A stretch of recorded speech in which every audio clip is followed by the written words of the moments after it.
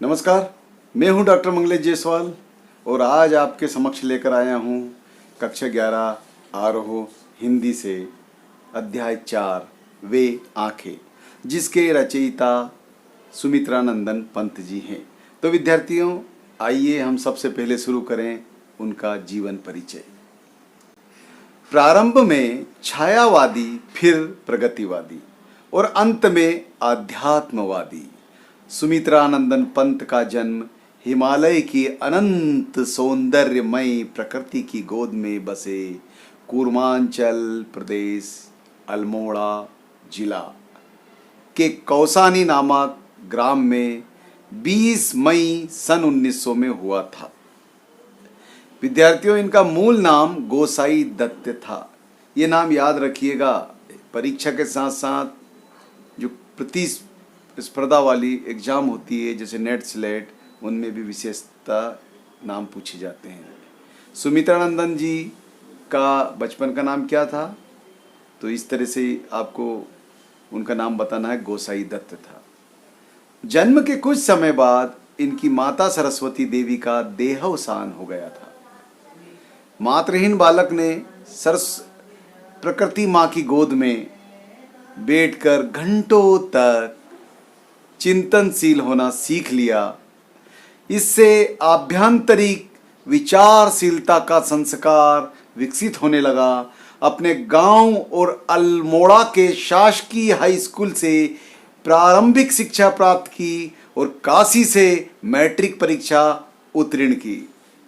विद्यार्थियों, central more college में FA की कक्षा में अध्ययनरत सुमित्रानंदन पंत सन 1921 ईस्वी गांधी जी के प्रस्तावित असहयोग आंदोलन में शामिल हो गए। कॉलेज पढ़ाई छूट गई। बाद में स्वाध्याय यानी कि प्राइवेट से ही अंग्रेजी, संस्कृत एवं बंगला साहित्य का गहन अध्ययन किया। विद्यार्थियों, आखिरकार हर मनुष्य को जिसने जन्म लिया है एक दिन जाना पड़ता है। तो हमारे बीच से 29 सितंबर 1977 ईस्वी को यह प्रकृति के सुकुमार हमें अकेला छोड़कर हमेशा हमेशा के लिए चले गए। अर्थात इनका निधन 29 सितंबर 1977 ईस्वी को हो गया। विद्यार्थियों, साहित्य सेवा। सुमित्रानंदन पंत के अंदर कविता करने की रुचि बचपन से ही थी। इनकी प्रारंभिक कविता हुक्के का धुआं थी। काव्य की निरंतर साधना से शीर्षस्थ कवियों में प्रतिष्ठित हुए। कालंकाकर नरेश के सहयोगी रहे। रूपाभ पत्र के संपादक का कार्य सफलतापूर्वक इन्होंने किया। बाद में सन 1950 ईस्वी में आकाशवाणी में अधिकारी बन गए। अविवाहित पंत ने सारा जीवन साहित्य साधना में ही समर्पित कर दिया। विद्यार्थियों, साहित्य साधना के लिए भारत सरकार ने इन्हें पद्म भूषण की उपाधि से अलंकृत किया। इन्हें साहित्य अकादमी और ज्ञानपीठ पुरस्कार भी प्राप्त हुए। पंत जी हिंदी की नई धारा के जागरूक कवि और कलाकार हैं। प्रकृति सुंदरी की गोद में जन्म लेना तथा विद्यार्थी जीवन में अंग्रेजी कवि शैली किड्स बर्ड्स बर्थ की स्वच्छंद प्रवृत्तियों से अत्यधिक प्रभावित हुए और उन्होंने प्रकृति की नई दिशा की राह पकड़ ली। वे प्रकृति और जीवन को बहुत ही नज़दीक से जानते थे, यहाँ तक कि उनकी कोमल भावनाओं को भी महसूस करते थे। ऐसे कवि थे हमारे सुकुमार सुमित्रानंदन पंत। प्रकृति की प्रत्येक छवि को, जीवन के अनेक रूप को उन्होंने आत्मविभोर और तन्मय होकर देखा। उनके काव्य में दो धाराओं का समावेश हो गया है। एक में उनके कवि हृदय का स्पंदन है तो दूसरी में विश्व विजय की धड़कन। तो विद्यार्थियों, हमारे सुमित्रानंदन पंत जी का ध्येय मुख्य रूप से दृश्य जगत के रूप में रहा। पहले वे प्राकृतिक सौंदर्य के कवि थे, बाद में वे जीवन सौंदर्य के कवि के रूप में बदल गए। पंत जी विश्व में ऐसा समाज चाहते हैं जो एक दूसरे के सुख दुख के सहयोगी बने। पंत की पंक्तियों में झांक कर देखिए विद्यार्थियों, उन इस तरह की झलक दिखाई देगी। वो कहते हैं, जग पीड़ित रे अति दुख से, जग पीड़ित रे अति सुख से, मानव जग में बट जाए दुख सुख और सुख दुख से। विद्यार्थियों, उनकी महत्वपूर्ण रचनाएं वाणी, पल्लव और गुंजन।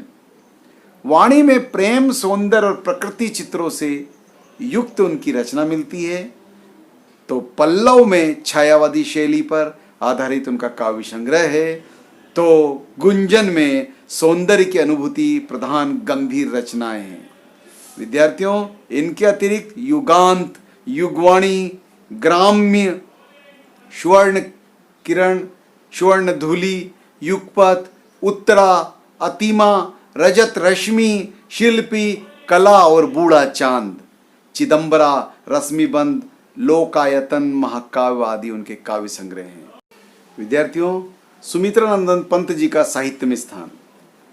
पंत जी का काव्य भाव और कला दोनों पक्षों में सशक्त और समृद्ध है। भाव, कल्पना, चिंतन, कला सभी दृष्टियों से काव्य उत्कृष्ट है। आधुनिक हिंदी साहित्य के शीर्षस्थ कवियों में पंत जी का अति महत्वपूर्ण स्थान है।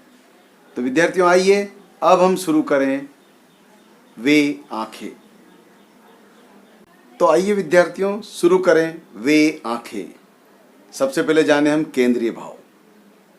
वे आंखें नामक कविता के रचयिता सुमित्रानंदन पंत हैं।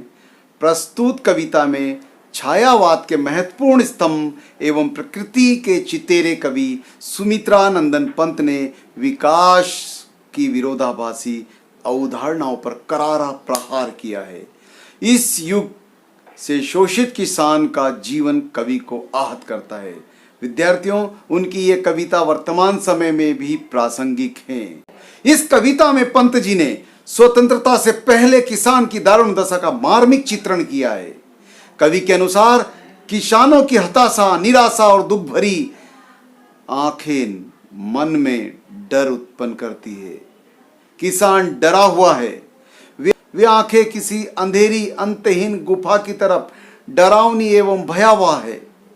किसान जब तक स्वतंत्र था उसका स्वाभिमान ही उसकी ताकत थी, लेकिन अब वे अपनी स्वतंत्रता खोकर अत्यंत बुरी एवं नारकीय स्थिति में पहुंच चुके हैं। विद्यार्थियों, किसान अपने उस लहलहाते खेतों को याद करता है जो अब उससे छिन चुके हैं। उसकी एकमात्र संपत्ति उसके खेत हैं, जिनसे उसे अब बेदखल कर दिया गया है। किसान अपने जवान बेटे को याद करके रोता है, जिसे साहूकार के गुंडों ने बड़ी बेरहमी के साथ लाठियों और डंडों से पीट पीट कर मार डाला। महाजन ने कर्ज और उस पर थोपी ब्याज वसूलने के नाम पर उसके बैल के जोड़े को नीलाम कर दिया। कर्ज की इस अंतहीन श्रृंखला की प्रतिपूर्ति के नाम पर उसका घर तक बिक गया। विद्यार्थियों, किसान की वह प्रिय गाय तक बिक गई जो दूध देती थी और दूध अपने पास किसी को फटकने तक नहीं देती थी। यहाँ तक कि जीविका उपार्जन का भी एकमात्र वही साधन था, जिसे भी इस बेरहमी समाज के दरिंदों ने ले लिया कर्जे के रूप में अदा करने के लिए। दवा के अभाव में उसकी पत्नी चल बसी। माँ की दूध की कमी और देख रेख के अभाव में 2 दिन बाद उसकी बेटी भी मर गई। अब घर में बस उसके बेटे की बहू बची है, जिसे वह गृह लक्ष्मी समझता था, किंतु बेटे की मृत्यु के बाद उसे भी पति घातीन कहा जाने लगा। एक दिन कोतवाल की कुदृष्टि उस पर पड़ी, फलस्वरूप बहू ने भी कुएं में कूदकर अपनी जान दे दी। किसान एक के बाद एक मिले इन झटकों से बुरी तरह टूट गया। उम्र के इस पड़ाव पर उसे अपनी पत्नी तक की याद नहीं आती है, किंतु जवान बेटे को असमय खो देने के दुख से उसकी छाती भर जाती है। बीते दिनों की सुखद स्मृतियां उसकी आंखों में जब तैरती है तो एक पल के लिए उसकी सूनी आंखों में चमक दौड़ जाती है, किंतु अगले ही पल यथार्थ की ठोस धरातल पर आते ही वह भाव शून्य से टकटकी लगाकर देखने लगता है। ऐसी स्थिति में ये सारी मधुर स्मृतियां रफू चक्कर हो जाती है और अत्यंत कष्टकारी हो जाती है। हाँ तो विद्यार्थियों, आपने जाना सुमित्रा नंदन पंत का साहित्यिक परिचय और वे आंखें का केंद्रीय भाव। अब अगले वीडियो में मैं लेकर आऊँगा वे आंखें का भावार्थ।